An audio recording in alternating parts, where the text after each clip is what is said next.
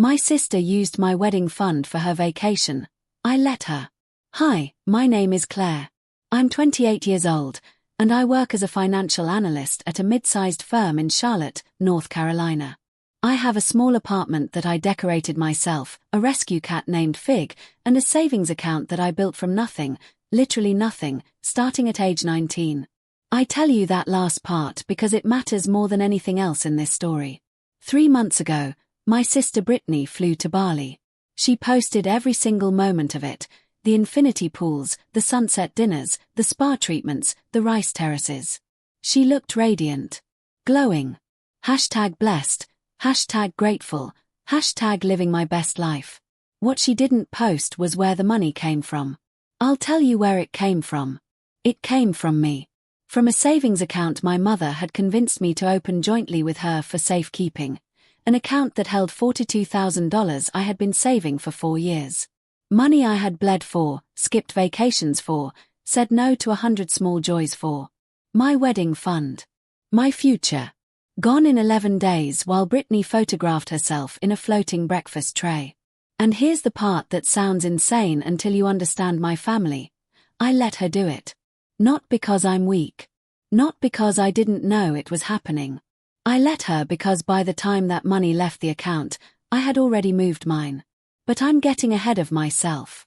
Let me take you back to the beginning, because you need to understand what kind of family raises a situation like this, and what kind of person it took me 28 years to become. I grew up in a suburb of Atlanta, the middle daughter of 3 girls. My older sister is Brittany, 31. My younger sister is Megan, 24. And then there's our mother, Diane, 57, retired early on our father's life insurance settlement, and the undisputed architect of everything that went wrong. Our father died when I was 12. He was a good man, quiet, hardworking, the kind of dad who showed up. When he passed, he left behind a modest life insurance payout and a family that slowly, steadily, began to unravel without his anchor. Diane grieved by redirecting all of her love and energy into Brittany. I don't think she even noticed she was doing it at first. Brittany was the oldest. Brittany looked most like Dad.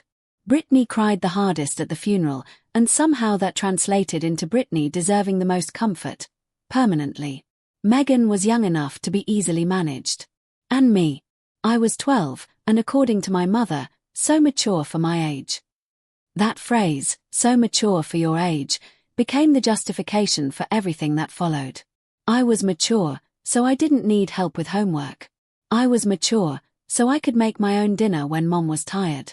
I was mature, so I understood when the birthday celebration was smaller, when the dress for prom came from a consignment shop while Brittany's was bought new, when college visits happened for Brittany but not for me because you'll figure it out, Claire, you always do.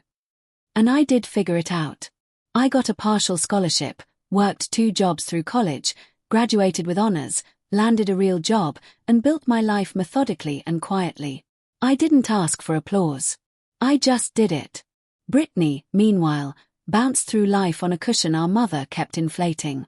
She dropped out of a design program after a year. She moved back home at 24. She had a short-lived relationship that produced no ring and a lot of drama, and through all of it, my mother was right there, emotionally, logistically, and financially. I want to be clear. I never hated Brittany for being loved. I hated the invisible tax it placed on me. I hated being the competent one who never got to fall apart. I hated that my phone calls home were short because Mom was always busy, always somewhere in Brittany's orbit. But I kept showing up. That's what you do, right? You keep showing up. The joint account was my mother's idea, presented the way all of her worst ideas were presented, wrapped in warmth, in concern, in the language of protection. I was 24 when I got engaged. My then fiancé Daniel and I had been together for 3 years. He was steady, kind, a project manager with a good head on his shoulders. We were planning a modest but beautiful wedding, somewhere around $40,000 to $50,000 for everything. I started saving immediately, aggressively, the way I do everything. When I mentioned this to my mother during a Sunday phone call, she paused in that particular way she has before she says something she's already decided. You know, she said carefully, it might make sense to keep that money somewhere I can watch over it. In case anything happens. You're so busy, Claire, and wedding planning is a lot. What if you just opened something jointly with me? That way there's a second set of eyes. I should have said no. I know that now. But I was 24 and she was my mother, and some part of me was still reaching for her. Still hoping that this might be the thing that pulled us closer, that shared responsibility that would make her see me as someone worth protecting. So I said yes. I opened a joint savings account with my mother at her bank. I deposited everything I'd saved to that point, $18,000, and over the next 4 years, I kept adding to it. Month by month, the balance grew. $42,000 at its peak. My mother had full access. I never thought twice about it because I trusted her. Or rather, I wanted to trust her badly enough that I refused to see the warning signs. The warning signs were not subtle. About a year into the engagement, Brittany lost her apartment. She'd been renting a place in Midtown Atlanta, and after a falling out with her roommate, she suddenly had nowhere to go. Mom, of course, took her in. And then I started noticing things. Small withdrawals from the account. $50 here. $200 there. When I asked my mother about them, she waved her hand and said it was bank fees, or she'd used the wrong card by accident, or she was just borrowing until the end of the month and she'd put it back. She always put it back. At least in the beginning. I raised it gently once, sitting at her kitchen table. The round one she's had since I was a child, with the wobbly leg that never got fixed. Mom, I need you to be careful with the account. That's my wedding fund. It's really important to me. Oh Claire, I know that, she said, not looking up from the crossword she was doing. I've never done anything to hurt you. And because that was technically true at the time, I let it go. I should not have let it go. About 8 months before our scheduled wedding date, Daniel and I had a rough patch. Not a breakup, just a rough patch. Stress of planning, stress of life, a few bad arguments. We took a month of space and worked through it, and I thought we were solid coming out the other side. But my mother didn't know we'd worked through it. I made the mistake of confiding in her during the rough patch, telling her we were struggling, that I wasn't sure about the timing, that maybe we needed to postpone. I was venting. I wanted my mother. I wanted 5 minutes of feeling like someone was looking out for me. What I got was a new piece of information filed away behind her sympathetic expression. Meanwhile, Brittany had started talking about a healing trip. She'd been through a lot, according to my mother, the apartment situation, the failed relationship, general life stress. She needed to reset. She'd found a beautiful retreat in Bali, 2 weeks, flights and accommodations, and she'd been pricing it out. The total came to just over $40,000 when you added the resort fees, the excursions, the shopping budget she'd built in. I didn't know any of this was happening. I found out on a Tuesday in March. I was sitting at my desk at work when I got an automatic low balance alert from the joint account. I opened the banking app thinking it must be an error. The balance read $412. $412. I sat very still for a long moment. The office sounds continued around me, keyboards, a phone ringing 2 desks over, someone laughing in the break room. The world kept moving and I sat completely still in the middle of it, staring at a number that represented 4 years of my life being erased overnight. I called my mother. She answered on the 3rd ring, and I could hear sunlight in her voice, that particular warmth she has when things are going well in her world. "Hi honey," she said. "Mom," I said. "The account." A pause. Just a beat too long. "Oh, I was going to call you about that," she said. "I needed to help Brittany with something." "You needed to help Brittany with $41,000. Claire. My wedding fund, Mom. You took my wedding fund." "It wasn't like that," she said, her voice shifting into that particular register. Part defensive, part wounded, the tone designed to make you feel like the aggressor. "Brittany is in crisis. She needs this. You know how hard things have been for her. And besides, I thought maybe with things uncertain between you and Daniel." I hung up. I sat in the parking lot of my office building for 40 minutes, not crying. Not yet. Just thinking. And here is where I need to tell you something important, something that changes the entire story. I had known this might happen. Not the exact shape of it. Not the Bali trip, not the timeline. But I had felt the ground shifting under my feet for months. The excuses about the small withdrawals. My mother's careful questions about my relationship. The way she'd started mentioning Brittany's situation in every phone call, edging toward something, building to something. 3 months before that Tuesday in March, I had quietly transferred my money. Every dollar I'd put into that joint account, I had moved, 5 to 10,000 at a time, spread out over 12 weeks, into a private account that only I could access. I'd made sure to keep a baseline balance in the joint account so nothing looked disturbed, and I'd set up small, automated deposits to keep it appearing active. The $42,000 my mother thought she was watching over. Mostly fabricated by that point. The real balance when Brittany's Bali trip was charged was just under $6,000. My mother had taken $6,000 and apparently not noticed the difference. She thought she'd emptied my fund. She thought she'd handed Brittany $42,000. She was probably sitting at that round kitchen table feeling awful and justified in equal measure, telling herself she'd fix it later, that I was so mature, that I'd understand, that Daniel and I probably weren't going to make it anyway. She had no idea what was actually in her hands. I let 3 days pass. I did not call.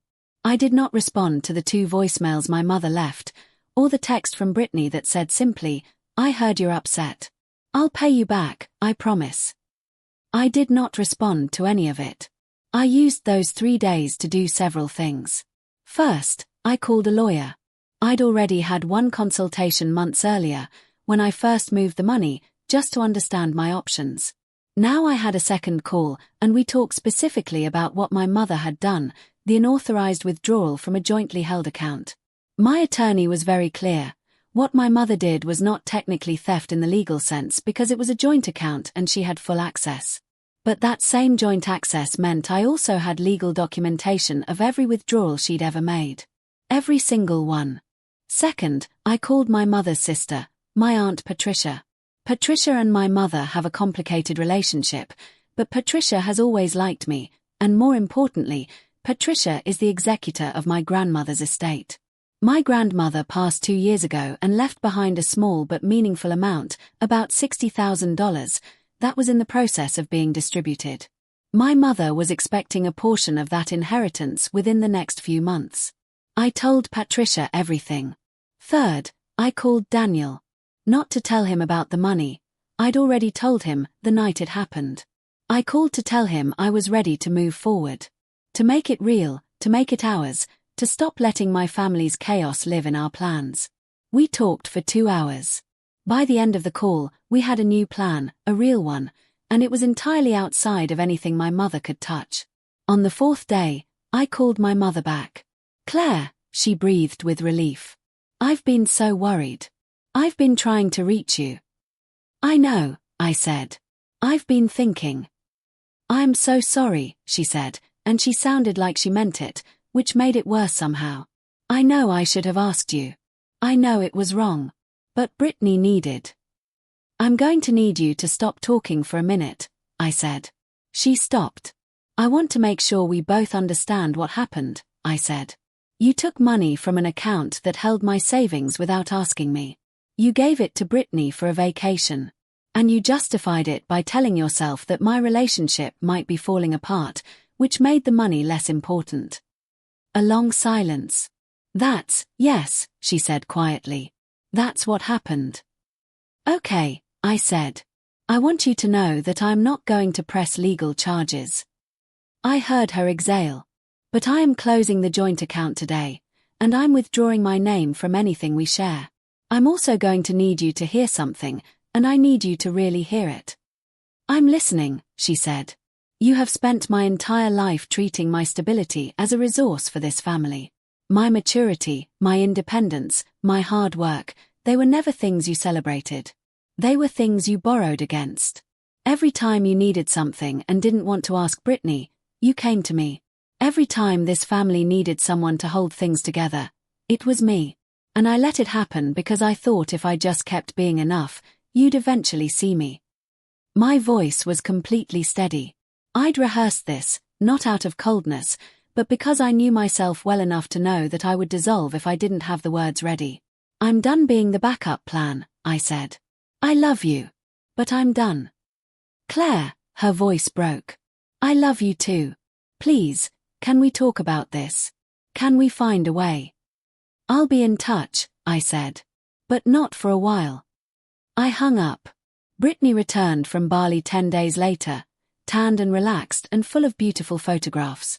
She called me from the airport, and when I didn't answer, she sent a long text about how she'd had time to think and she knew what she'd done was wrong and she fully intended to pay me back every dollar, she just needed some time. I didn't respond. What I did instead was call Aunt Patricia again. Patricia, as it turned out, had some strong feelings about what she'd heard. She was not only the executor of my grandmother's estate, she was also on the board of a small family foundation my grandmother had established years ago, meant to help family members in genuine need. My mother had been quietly angling to access some of those funds on Brittany's behalf for months, apparently. Patricia had been undecided. She was no longer undecided. My mother's portion of the estate was restructured. Patricia couldn't eliminate it, the will was clear, but she could delay it, require documentation, add conditions. She did all three. Instead of a lump sum my mother could redirect at will, the funds were distributed in small quarterly installments contingent on specific financial reporting. It would take years for my mother to receive the full amount, and she'd have to account for every cent. My mother found out about this 3 weeks later and called me screaming. The only time in my life I can remember her screaming. You talked to Patricia, she said. You turned your own aunt against me. Over money. I told the truth, I said calmly. That's all I did. You're punishing me. You're punishing Brittany. This is so unlike you, Claire. Actually, I said, I think this is very much like me. This is me using my resources carefully. This is me being mature. She hung up on me. Daniel and I got married 4 months later. Not the wedding I'd originally planned, something smaller, more intimate.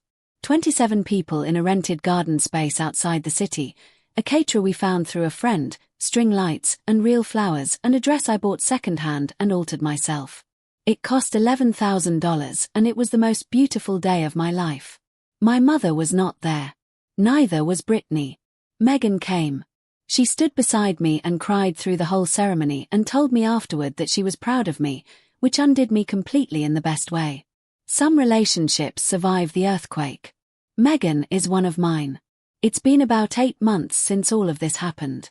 I hear updates through Megan occasionally, not because I ask, but because she shares what she thinks I need to know to protect myself.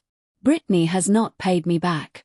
She's currently living with a friend, working part-time, and apparently in therapy, which I actually think is good for her, genuinely. Her problems are real. Her issues didn't spring from nowhere. But they are not my problems to absorb anymore. My mother is adjusting to her new reality. She calls occasionally, and sometimes I answer, and we have short, careful conversations. The warmth is there, buried under the damage. I don't know yet what we are to each other long term. I'm taking it slowly. What I know is this, I'm not angry anymore. I went through anger.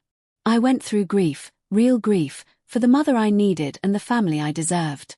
And then I went through something that felt like finally putting down a bag I'd been carrying so long I'd forgotten it was there. I am building something real with Daniel, in an apartment that feels like ours, with a cat who ignores me unless I have food and a life that is genuinely, quietly mine. I want to say something to anyone who's listening and recognizes their family in this story. You are not obligated to keep funding other people's chaos with your peace. Being capable does not mean being available. Being mature does not mean being last. The money was never really about the money. It was about what the money represented, the right to be seen, to be protected, to be treated like your needs matter. The moment I stopped waiting for my family to grant me that right and just claimed it myself, everything changed. My name is Claire. I am 28 years old. I am so mature for my age. And for the first time in my life, I actually believe that's a gift.